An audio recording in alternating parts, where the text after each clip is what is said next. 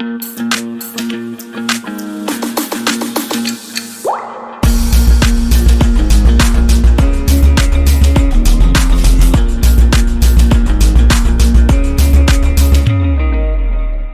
आगे बढ़ते हैं, लेंदी क्वेश्चन था, ये करते हैं।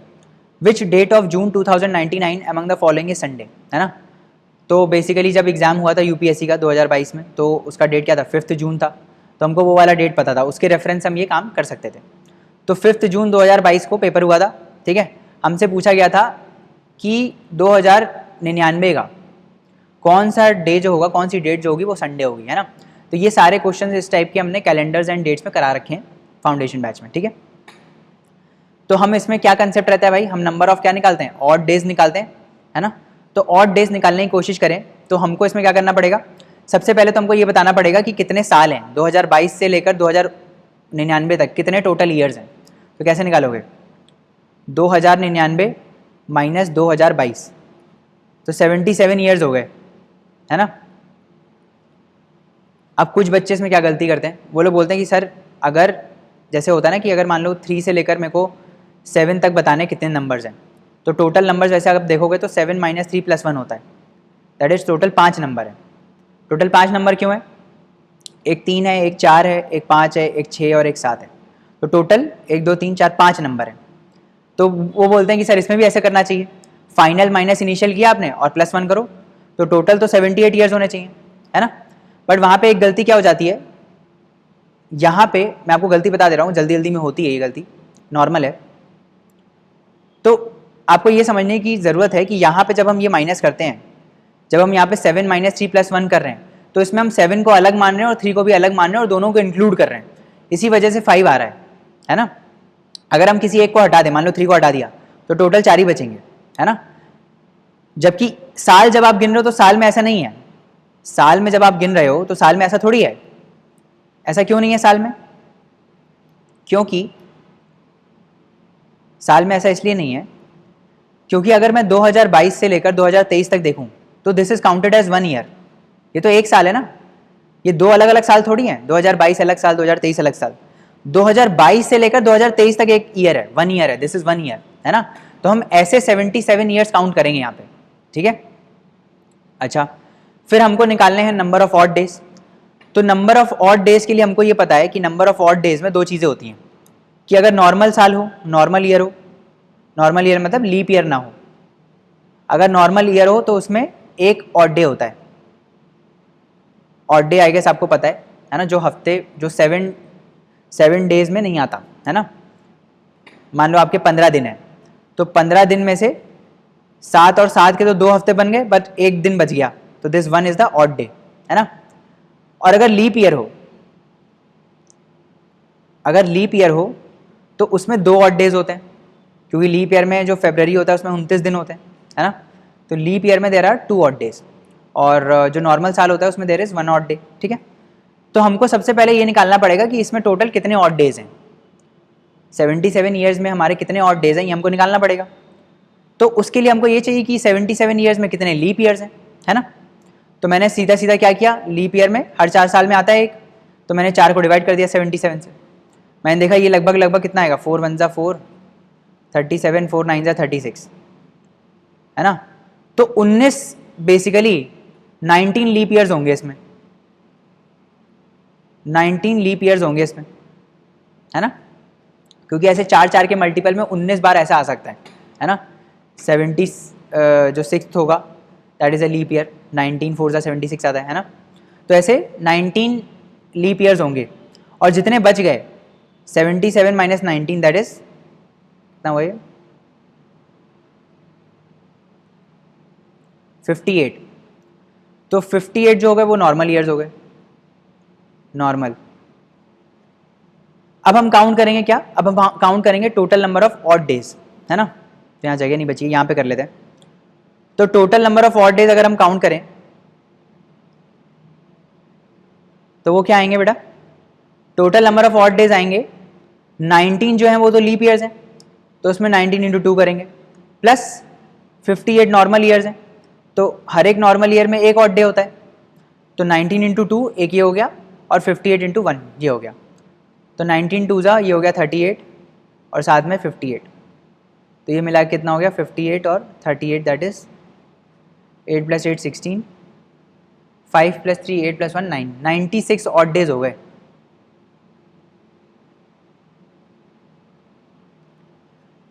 96 हुए, बट 96 ऑब्वियसली 96 जो दिन बचे हैं उसमें हफ्ते होंगे, है ना। हम सात दिन के ऐसे हफ्ते निकाल सकते हैं। तो ये जो 7 दिन के हफ्ते निकाल कर जो फाइनल दिन बचते हैं ना, उनको हम बोलते हैं ऑड डेज, ठीक है। तो इसको डिवाइड करो, 7 1 = 7, 9 में से 7 गया, कितना आया 26, 7 3 = 21, तो रिमाइंडर क्या आ गया 5 आ गया। मतलब 5 ऑड डेज होंगे, है ना। एक्चुअली में रियलिटी में कितने ऑड डेज होंगे, 5 ऑड डेज होंगे। बात समझ में आ गई, ठीक है। क्योंकि 96 को हम कैसे लिख सकते हैं, 7 × 13, है ना। 7 दिन के 13 हफ्ते प्लस 5 दिन एक्स्ट्रा बच जाएंगे जो हफ्ते में नहीं आएंगे, तो उनको हम ऑड डेज बोलते हैं। जो हफ्ते का पार्ट नहीं है, जो कंप्लीट वीक का पार्ट नहीं है, उसको हम बोलते हैं ऑड डेज। तो 5 ऑड डेज ऐसे बच जाएंगे हमारे, ठीक है। तो हमने कहा ठीक है भाई। अब 5 जून को था संडे, 5 जून को क्या था, संडे था, ठीक। तो 5 जून को अगर संडे था, है ना, तो पहले तो यहाँ 2099 के जून तक हम चले जाएंगे, है ना। 2099 के जून तक हम चले गए, तो जब हम 2099 तक चले गए तो हमारे कितने ऑड डेज हो गए, 5 ऑड डेज हो गए। इसका मतलब अगर कोई ऑड डे नहीं होता तो संडे ही आता, अगर कोई भी ऑड डे नहीं होता तो 5 जून जो होता वो क्या होता, संडे होता ना। 5 जून जो 2099 का है वो संडे होता। बट हमारे कितने ऑड डेज हैं, 5 ऑड डेज हैं, ठीक है। 5 अगर ऑड डेज हैं हमारे पास, तो हमसे क्या पूछा है, which among the following is Sunday, है ना। तो 5 दिन आगे कर लो आप, तो क्या आ जाएगा, Monday Tuesday Wednesday Thursday Friday, है ना। 1 2 3 4 5 फ्राइडे, तो ये 5 दिन हो जाएंगे।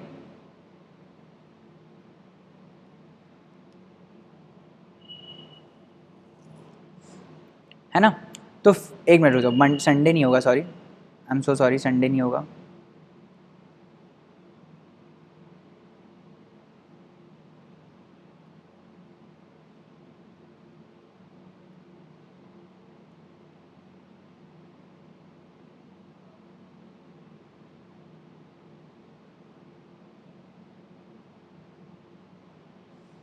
सॉरी, अगर कोई भी ऑड डे नहीं होता, है ना, पूरे कंप्लीट वीक्स होते, तो जो नेक्स्ट 5 जून है वो मंडे से स्टार्ट होता, है ना। पूरा हफ्ता कंप्लीट हो गया ना, संडे से, एक मिनट सॉरी, संडे से स्टार्ट हुआ है ना, सॉरी सही है, संडे ही होता, sorry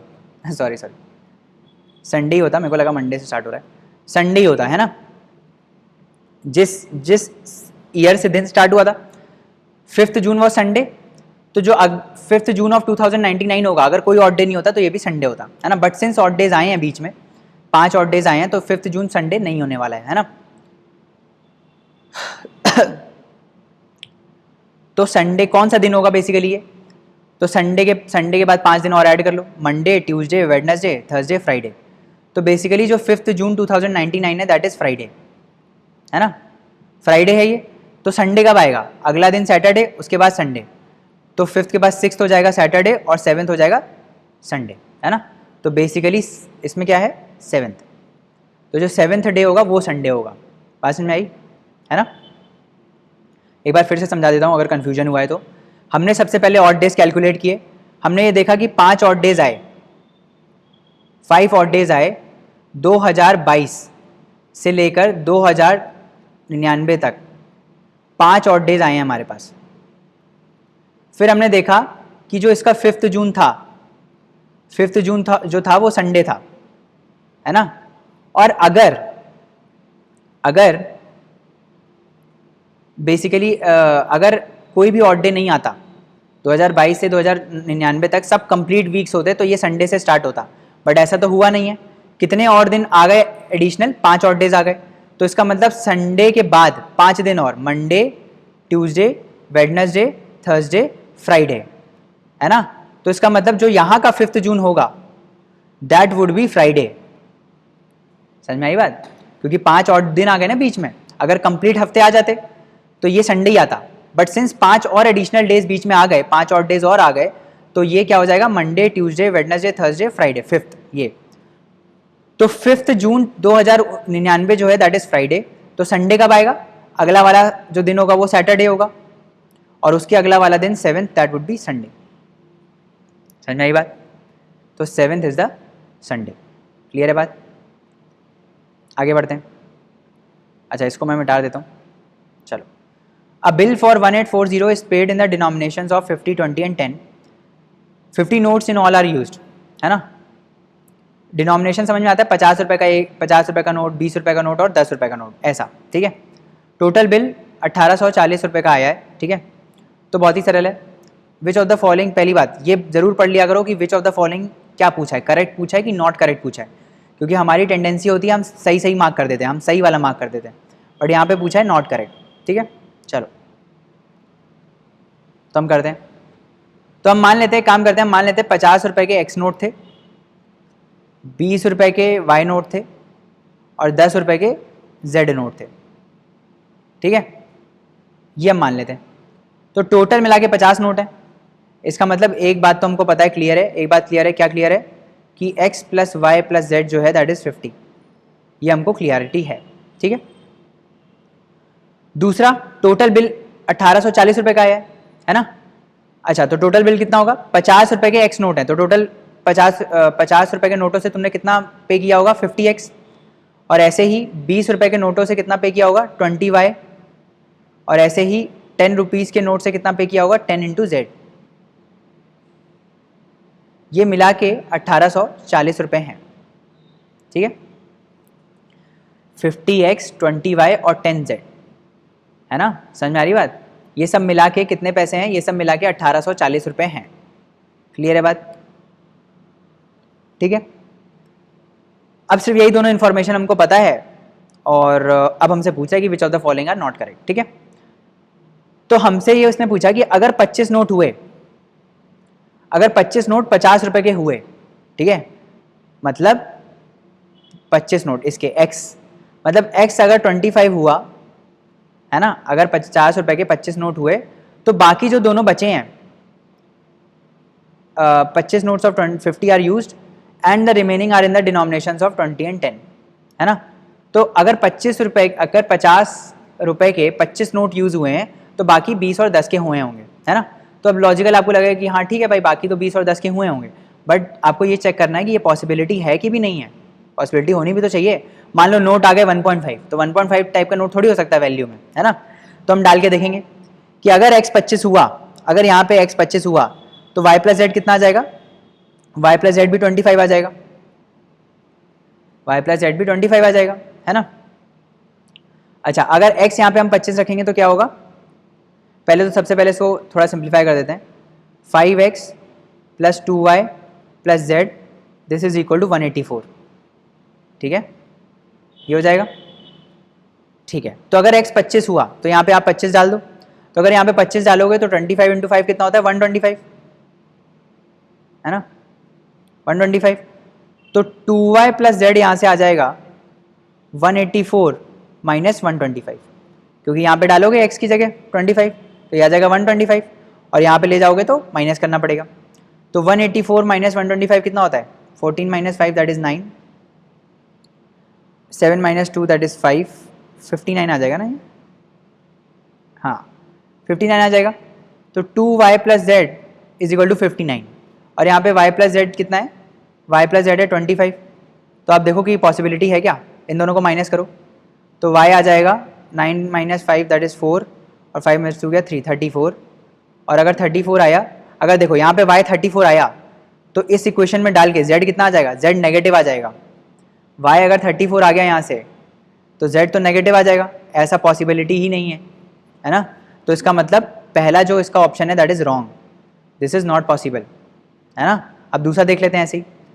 35 notes of 20 rupees are used, तो अगर y की वैल्यू 35 है, ऐसे ही जैसे अभी किया, अगर y की वैल्यू 35 है, दूसरा ऑप्शन, अगर y की वैल्यू 35 है तो बाकी रिमेनिंग नोट्स 50 और 10 के होंगे। क्या ऐसा पॉसिबिलिटी है? फिर से हम चले गए, फिर से हमने चेक किया कि अगर यहाँ पे y 35 हुआ तो x प्लस जेड कितना होगा? x प्लस जेड हो जाएगा 15, है ना, x प्लस जेड हो जाएगा 15, और यहाँ पे 35 डालो तो 35 इंटू 2 कितना होता है? 70। तो यहाँ से आ जाएगा 5x plus z is equal to 184 minus 70, 114, है ना, आ जाएगा 114। ठीक है, इन दोनों को माइनस करो तो क्या आ जाएगा? 4x is equal to 114 minus 15 that is 109। Oh sorry, इसको माइनस करोगे तो कितना आएगा? 99, है ना, 99 आ जाएगा। तो यहाँ से आ गया 99। क्या ये इंटीजर वैल्यू आएगी? नहीं आएगी, क्योंकि ऑब्वियसली ये 4 इंटू एक्स 99 है, तो इंटीजर वैल्यू तो आएगी नहीं, और notes, number of notes decimal में थोड़ी हो सकते हैं, तो this is also not possible, है ना, तो दूसरा भी पॉसिबिलिटी नहीं है। अब थर्ड आ जाते हैं, if 20 notes of 10 are used, तो अगर z की वैल्यू 10 हो गई, अगर z की वैल्यू यहाँ पे 10 हो गई तो x प्लस वाई कितना आ जाएगा? x प्लस वाई आ जाएगा 40, और यहाँ से 10 डालो तो कितना आ जाएगा? 174। तो 5x प्लस 2y आ जाएगा, 10 माइनस हो जाएगा इसमें से, तो 174। फिर यहाँ पे करो, ट्राई करो करने का, तो यहाँ पे 2 मल्टीप्लाई करो इसमें, 2x, अच्छा एक बात और, अच्छा ठीक है, इसमें और अगर ऑप्शन एलिमिनेट नहीं हो सकता, 2x plus 2y is equal to क्या आ जाएगा? 80 आ जाएगा।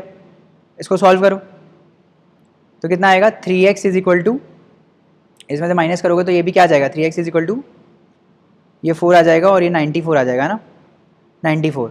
क्या ये इंटीजर वैल्यू देगा? नहीं देगा, क्योंकि 94 3 से डिविजिबल है ही नहीं, तो ये भी इंटीजर वैल्यू नहीं देगा, इसका मतलब ये भी गलत है। तो मतलब ऑल आर रॉन्ग, सारे गलत हैं, नॉट करेक्ट पूछा है ना, तो इसका मतलब एवरीथिंग इज रॉन्ग। थोड़ा सा लेंदी है बट ऐसे ही करना है। आगे बढ़ते हैं। The digits 1 to 9 are arrange in 3 rows in such a way that each row contains 3 digits. तो 1 से लेकर 9 तक नंबर्स हैं, टोटल 9 नंबर्स हैं, इनको हमने रोज और कॉलम्स में अरेंज किया such that each row contains 3 digits and the number formed in the, अच्छा सबसे पहले पढ़ते हैं, ईच रो में 3 डिजिट्स हैं, ऐसी 3 रो बनाई हमने, 1 2 3, 1 2 3, ऐसे 3 नंबर्स की 3 रोज बनाई हमने। ठीक है, अब बोल क्या रहा है कि the number formed in the second row, ये रो 1, ये रो 2, ये रो 3, ठीक है, हमने ऐसे नंबर बनाए 3 डिजिट नंबर। उसने बोला द सेकेंड रो में जो नंबर है that is twice the number formed in the first row. तो अगर यहाँ पे नंबर x है तो यहाँ पे जो नंबर आया है दैट इज 2x, मतलब एक हमको बात पता चल गई कि ये जो 2 वाला है ये एक इवन नंबर है, क्योंकि 2x आया है, डबल आया है, तो एक इवन नंबर है। And the number formed in the third row is thrice the number formed in the first row. तो ये वाला जो नंबर है दैट इज 3x, ये इसका 3 गुना है, इस नंबर का 3 गुना है ये। ठीक है, बोला है repetition of digits are not allowed, मतलब रिपीट नहीं हो सकती डिजिट, मतलब ऐसा नहीं कि 1 1 रख दिया आपने तो रिपीट नहीं हो सकती डिजिट्स, मतलब 1 to 9 सारे नंबर 1 to 9 लिखे रहेंगे, जो पहली 3 डिजिट यहाँ पे आ गई वो यहाँ पे नहीं आने वाली है ना। तो सारे नंबर्स में, सारी प्लेसेस में 1 2 3 जितने भी नंबर्स हैं ये सारे में अलग अलग डिजिट्स हैं, नंबर्स रिपीट नहीं हो सकते।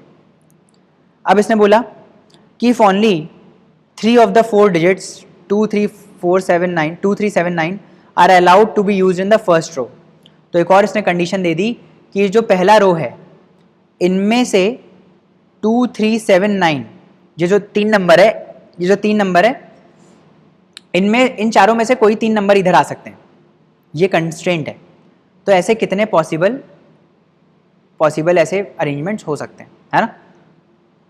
ठीक है, तो हमको ये बात समझ में आई कि 2 कंस्ट्रेंट हमको दिए हैं। पहला तो कि जो पहले जो रो है उसमें 2 3 7 9 में से कोई नंबर हो सकता है, मतलब यहाँ पे जो डिजिट्स आ सकती हैं दैट वुड बी 2 3 7 एंड 9, यही हो सकती है पॉसिबिलिटी, इनमें से कोई 3 आएंगी यहाँ पे। ठीक है, तो हमने कहा कि ठीक है कोई बात नहीं, 3 आएंगी, और हमको ये भी पता है कि जो थर्ड रो होनी चाहिए वो 3 गुना होनी चाहिए इसका, और ये 3 डिजिट नंबर होना चाहिए जो इसका 3 टाइम्स होना चाहिए।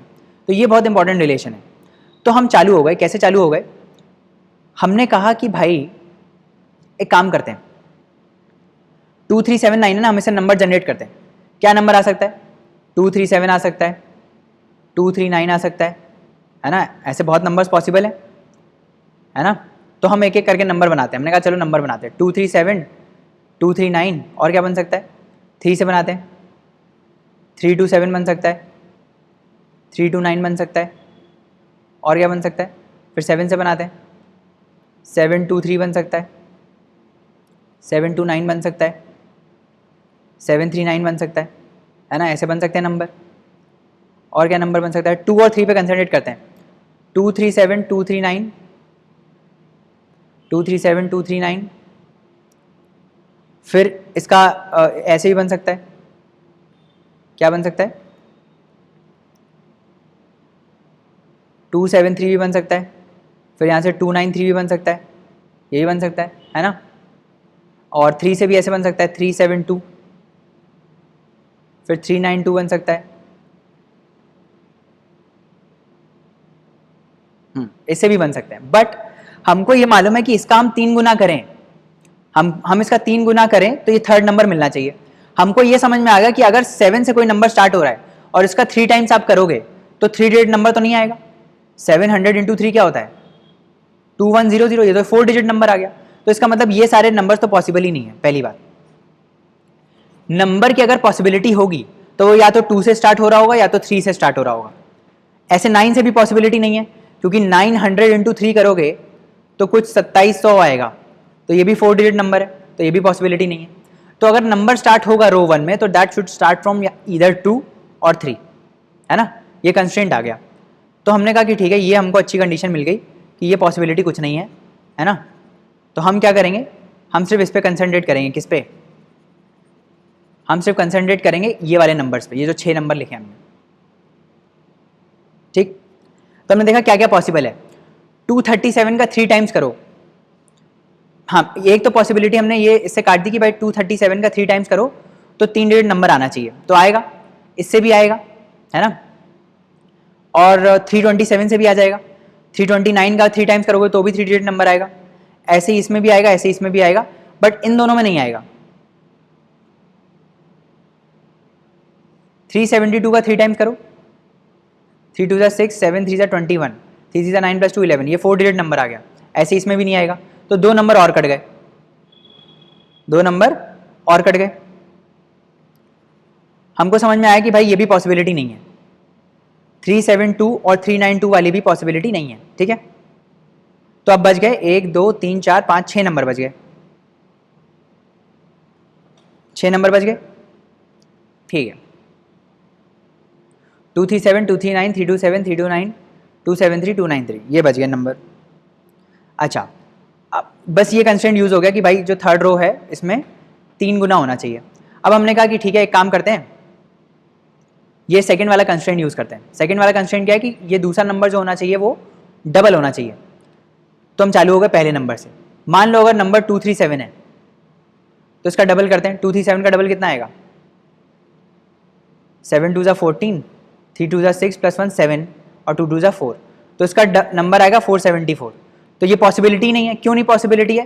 क्योंकि यहाँ पे भी 7 आ गया और यहाँ पे भी 7 आ गया और यहाँ पे 4 आ गया, यहाँ पे भी 4 आ गया, तो ये भी पॉसिबिलिटी नहीं है। सारे डिजिट्स अलग अलग होने चाहिए, तो ये पॉसिबिलिटी खत्म हो गई, तो ये नंबर भी चला गया। क्या, ठीक, कोई बात नहीं। 239 ले लेते हैं। 239 का डबल करो, 9 2 18, 3 2 6 + 1 7, 2 2 4, ये अलग नंबर आया है। मैं कहा ठीक है, पर हमको इसका 3 टाइम्स 3 गुना करके भी देखना पड़ेगा, तो इसका 3 गुना करेंगे तो भी डिजिट्स अलग अलग आने चाहिए। तो एक बात देख लेते हैं, 239 इंटू 3 कर लेते हैं। 9 3 27, 7 आ गया, यहाँ पे भी 7 आ रहा है, तो ये भी पॉसिबिलिटी नहीं है। इसका मतलब ये भी अलग गलत है ना, ये भी गलत है। अब ये देख लेते हैं 327। अब 273 देख लेते हैं पहले। 273 का डबल कर दो, तो 3 2 6, 7 2 14, 2 2 4 + 1 5, 546 आया। तीनों अलग अलग नंबर हैं और ये भी अलग अलग नंबर है, ठीक है। 273 का 3 गुना करते हैं। 3 3 9, 7 3 21, 3 2 6 + 2 8, 819। तो ये भी अलग अलग नंबर है सारे। तो ये पॉसिबिलिटी सही है 273 वाली, ये पॉसिबल नंबर हो सकता है क्योंकि सारे डिजिट्स अलग अलग हैं, है ना। देख लो सारे डिजिट्स अलग अलग हैं। 273 आया है, 546 आया है और 819 आया है। तो सारे नंबर्स अलग अलग हैं बेटा, है ना। तो ये हो गया ठीक। तो ये एक पॉसिबिलिटी ये आ गई। अब 293 देख लेते हैं, फिर से वही करो। 293 × 2, 3 2 6, 9 2 18, 2 2 4 + 1 5, 586 आ गया। फिर 293 × 3 करो, 293 × 3 करोगे तो 9 आ जाएगा यहाँ पे। तो 9 और 9 सेम नहीं हो सकते, 9 और 9 सेम नहीं हो सकते, तो ये भी पॉसिबिलिटी हट गई। फिर 327 पे आ जाओ। 327 × 2, 7 2 14, 2 2 4 + 1 5, 3 2 6, अभी तक तो ठीक है। 327 × 3 करते हैं तो 7 3 21, 3 2 6 + 2 8, 3 3 9। तो ये भी अलग आ रहा है। This is also coming different, क्योंकि 327 नंबर है, इसका डबल करोगे तो 654 आ रहा है और इसका ट्रिपल करोगे तो 981 आ रहा है। तो ये भी पॉसिबिलिटी सही है, इसका मतलब सारे डिजिट्स अलग अलग हैं, तो ये भी पॉसिबिलिटी है। अब एक आखिरी बच गया, दैट इज 329। तो इसको भी देख लेते हैं। 329 × 2 करेंगे तो क्या आएगा, 9 2 18, 2 2 4 + 1 5, 3 2 6 और 329 × 3 करेंगे तो कितना आएगा, 9 3 27, 3 2 6 + 2 8। तो ये भी गलत हो गया क्योंकि यहाँ पे 8 आ गया और यहाँ पे 8 ऑलरेडी है, तो ये भी गलत हो गया। तो कितने नंबर पॉसिबल हैं ऐसे, 2। तो आंसर क्या हो जाएगा, 2।